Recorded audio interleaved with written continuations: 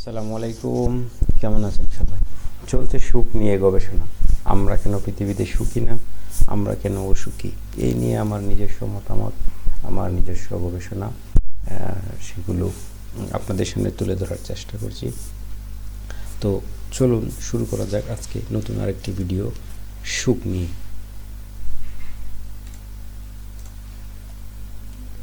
আসলে মানুষ সুখী হতে না পারার প্রধান কারণ, সুখী হওয়ার ইচ্ছে যখন দুর্দমনীয় ইচ্ছেতে রূপ নেয়।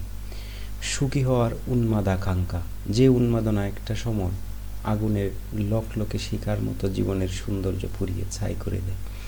যে জীবনের জন্য সুখ চাওয়া, সে জীবনটাকে জলাঞ্জলি দিয়ে বসে। আসলে সুখ একটি হচ্ছে খুয়াব, স্বপ্ন, ধারণা মাত্র, যাকে বাস্তব কিছু মনে করে তার পেছনে ছুটছে সবাই। অথচ সুখ হলো আত্মসচেতনতার একটা পর্যায়, তাকে ছোঁয়া, ধরা বা খুঁজে পাওয়ার বস্তু নয়। সুখ বাস করে আমাদের চিন্তার জগতে। এই ধরুন, যেমন একটা পিঁপড়া, হাতি, বাঘ, বানর ইত্যাদি প্রাণী কি সুখী বা এরা কি অসুখী? এ নিয়ে তাদের কি কোনো অসন্তোষ আছে? গাছ তার প্রকৃতি অনুযায়ী বেড়ে উঠছে, পিঁপড়া গাছ বেয়ে উঠছে, বানর ডালে ডালে লাফাচ্ছে, বাঘ হরিণের পিছনে ছুটছে, ঘাড় মোটকে টেনে হিসড়ে নিয়ে যাচ্ছে, খাচ্ছে।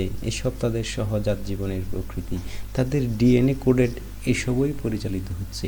পশু পাখি জঙ্গলে বসে কখনো ভাবে না তাদের দিনটি আজ কেমন যাবে, তারা আগামীকাল কি করবে, এগুলো নিয়ে তাদের কোনো টেনশন নেই। এক সময় সুখী হতে না পারার মতো কোনো কষ্ট বা হতাশা এত কিছু মানুষের ছিল না। তখন কোন রঙের পোশাক তারা পরবে, কোথায় কোনটি মানাবে ইত্যাদি বিষয় নিয়ে ভাবতে হতো না। লাঞ্চে ডিনারে কী খাবে, কীভাবে খাবে, টেবিলে খাবে, নিচে খাবে, উপরে খাবে, বিল্ডিংয়ে থাকবে না টিনের ঘরে থাকবে, না খড়কুটোর ঘরে থাকবে, নাকি গুহায় থাকবে, এত কিছু চিন্তা আমাদের ছিল না। স্কুল, কলেজ, ব্যবসা বাণিজ্য এত কিছু নিয়েও টেনশন ছিল না। এমনি করে ধীরে ধীরে স্কুল, ব্যবসা, ভালোবাসা প্রভৃতির জন্য রোজ হাজারো সিদ্ধান্ত নেবার চাপ ব্রেনের উপর তাদের থাকতো না। তো জীবনযাপন ছিল তাদের খুব সহজ। তারা শিকারে বেরোতো, ঘুরতো, খাওয়া দাওয়া পেলে খেত, না পেলে না খেয়ে ঘুমিয়ে পড়তো। সেই প্রবৃত্তি, সেই ডিএনএর ডিজাইন আমাদের এখন রয়ে গেছে, কিন্তু জীবনযাপন করতে হয় সম্পূর্ণভাবে এর বাইরে। যা আমাদের করতেই হবে তা করতে পারি না। প্রবৃত্তি বা পরম্পরাগত ভাবনাকে প্রতি মুহূর্তে প্রতিহত করে রাখতে রীতিমতো যুদ্ধ করতে হয় মনের, নার্ভের, ব্রেনের। যা আমাদের করা উচিত তাতে সমস্যা শুরু হয়।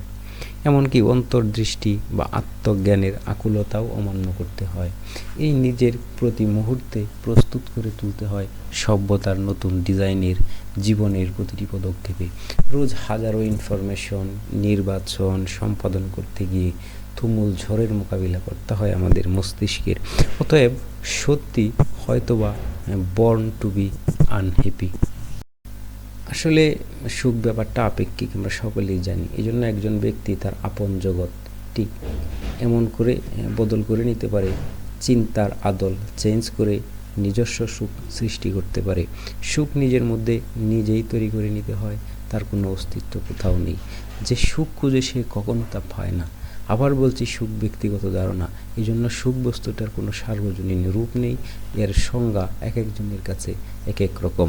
কাজেই শুধু সুখ বলে সুখ নেই, আমি অসুখী, আমরা অসুখী এই বলে হাই হুতাশ না করে নিজের কাজ করে যান, প্রকৃতির নিয়ম অনুযায়ী চলতে চেষ্টা করেন, মানুষের পাশে দাঁড়ান, মানুষের উপকার করেন, নিজের যত্ন নেন, তারপর আল্লাহ যতটুক দিয়েছে তাতেই সুখী থাকেন, আলহামদুলিল্লাহ বলেন। এটাই সুখ, এর বাইরে কিছু নেই। তো কেমন লাগলো ভিডিওটি তা অবশ্যই কমেন্ট করে জানাবেন, এবং ভালো লাগলে লাইক, কমেন্ট, শেয়ার করবেন। যদি ইউটিউব থেকে দেখে থাকেন তাহলে চ্যানেলটি সাবস্ক্রাইব করে রাখতে পারেন। হয়তো আমার এই ভিডিও ভালো লাগেনি, ভবিষ্যতে হয়তো কোনো ভিডিও ভালো লেগে যেতেও পারে, সেই জন্য কোনো ভিডিও মিস করা যাবে না। ধন্যবাদ সকলকে। আসসালামু আলাইকুম।